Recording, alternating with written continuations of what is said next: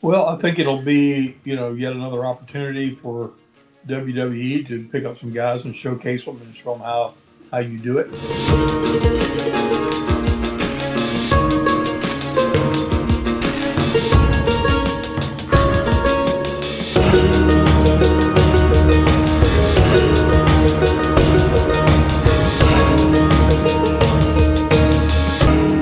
First, I guess let's talk a little bit of what's going on in the world of wrestling.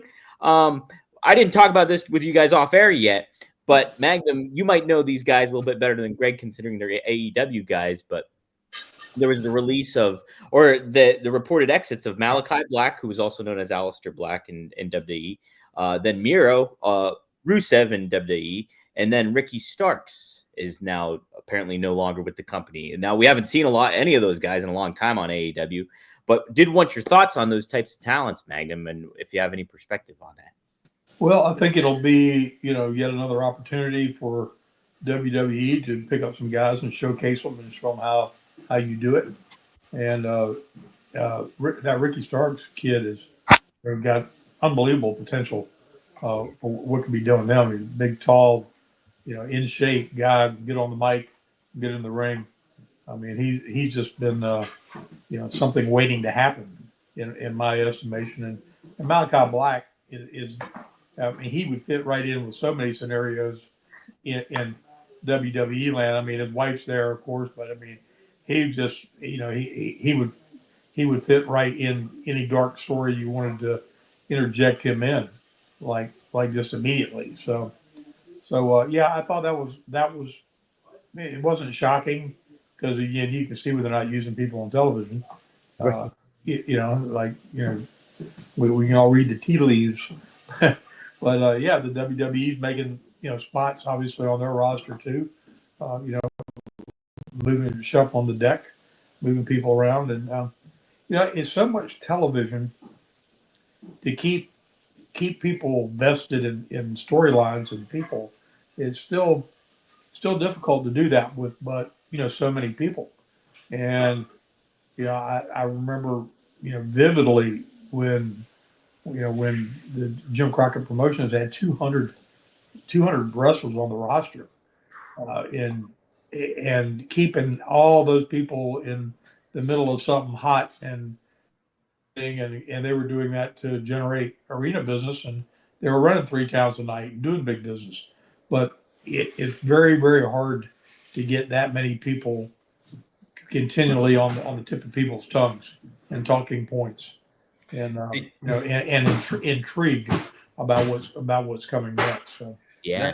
Not to interrupt you, but a question for you. When you had a card, how many matches did you usually have on? I mean, with that many guys, how did you keep everybody going? Did they have 3 or 4 towns running a night? yeah, so I mean, it would be, I mean, nothing to have eight to 10 matches on a card. Wow. How long would the shows run then? Typically, a live show. Probably 3 hours. Really? Okay. Wow. Okay. So like people always like poo poo on the 3 hour shows, but they were going around pretty regularly back then It too, was huh? every match was a main event match. I mean, we Yeah. didn't have any curtain jerkers, Yeah. so it was. I mean, the momentum would build through the night, and of course you had your deals where Flair was involved and had a lot of long matches. I mean, my average match was probably 20 to 30 minutes in an arena. Typically in a main event type scenario, if it was with Flair, or for something we built up, it was obviously going to be 45 minutes to an hour. But everybody, I don't think anybody ever had under 15, 20 minutes, for their match, even in the early matches. So. Wow, man, how about that? See, the AWA, we had 4 to 6 matches on the card, Uh-huh. and we'd run at about 2 hours. Okay. Okay. You know, Mm-hmm. uh, so you didn't need 200 guys. I mean, God Almighty, I don't know how you kept them all paid. That's Oh, yeah, if you've seen our parking lot on a TV taping interview day, you'd see a sea of Porsches and Corvettes and Mercedes Benz and uh, I mean, the it was like $21 million that year in paid arena attendance or something. I mean, yeah, and Jim paid well, so Mhm. he kept everybody anxious to, and of course, you were anxious to have your thing take on so much intrigue you could move up and be in that main event spot because Yeah. obviously you made more money the higher you were off the card. Right, right. Well, that's We, the thing too with these release stars, like, and you mentioned it, Magnum, and like the roster is so big on both shows, on AEW and on WWE. It's just like, how do they position and move talents around? It's like, and especially in the WWE ecoscape, because they have these brands where it's SmackDown, you have Raw, then you have NXT, now you have Evolve coming into play. You have independent roster stars with the WEID program. So there's a lot of like moving parts that you can implement, different talents all over the place. So, but to your point, like somebody like an Aleister Black, he was Aleister Black in WWE, like I said, and here his entrance, boom, it was awesome. If you don't remember it in NXT, go check it out, guys, because it was amazing back then, and you can really elevate that up. Kind of a question too I wanted to ask when it comes to these releases. I always find it fascinating because when Triple H gets a hold of these AEW guys, he puts them in the right light, like of what we've been expecting and wanting out of somebody like Penta, for example. Like, look at the. Well, that's because she was part of it, always been a part of it. Yeah. You have somebody that's not been in the ring, hasn't competed in the ring or been around wrestling except watching it, and now they're going to call the shots. They don't have it, and Triple H surrounded himself with a lot of really great minds, and that's how you put everything together. You bounce things off each other, and then you develop, the angle, the card, the whole thing. And as far as I know, and maybe I'm totally wrong, down at AEW is just one guy making all the decisions. You have to have one guy make the decision, but you need a board around you that, and a lot of times when you get wrestlers in there that are still competing, they're only thinking about how they can get themselves over and into a situation or an angle, rather than, people that aren't involved in it but have been. They see the bigger picture. Right. If that makes any sense. No, it makes plenty of sense, man. It makes a lot of sense because Triple H, and we talked about this plenty of times on this show, is like Tony Khan has not been able to delegate. It's just like he takes it all on his shoulders and, okay, I'm handling this and this. And sure, he gets some outside perspective. And he even said on a recent interview that he gets a lot of input, creative input, but he only takes about 10 or 20% of it. Well, the issue that Tony Khan doesn't delegate. And it's like Triple H seems to know how to delegate and handle certain things that he's capable of handling, but then giving the responsibility to other people on his team.